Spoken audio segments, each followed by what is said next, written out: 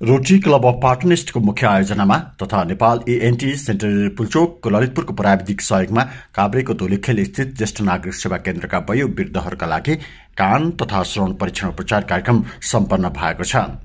शनिबार rotary international district 3292 Nepal भुटानकी पूर्व district governor Jaya Rajyalakshmi शाहको प्रमुख आतिथ्यमा सम्पन्न उक्त कार्यक्रममा पूर्व district governor Keshav Kumar, Rotary Club of धुलीखेलका अधिकारीहरू तथा रोटरी क्लब अफ पाटनिस्टका पदाधिकारीको उपस्थिति रहेको थियो। एएनटी सेन्टर पुल्चोकका चिकित्सक डाक्टर मिलन महर्जन र डाक्टर चन्दन बर्नवालको टिमले त्यहाँ रहेका ज्येष्ठ नागरिकहरूको कान तथा श्रवण परीक्षण गरेको थियो। सो परीक्षण कार्यक्रममा 84 जना ज्येष्ठ नागरिकले सेवा लिएको रोटरी क्लब अफ पाटनिस्टकी अध्यक्ष नीतू बर्नवालले जानकारी दिइन्। बर्नवालले परीक्षणबाट 34 जना ज्येष्ठ नागरिकलाई श्रवण यन्त्र आवश्यक रहेको र अन्य केही नागरिकलाई कान सम्बन्धी समस्या देखिएको समेत बताइन्। उक्त सेवा केन्द्रको संरक्षण रोटरी क्लब अफ धुलीखेलले गर्दै आएको छ।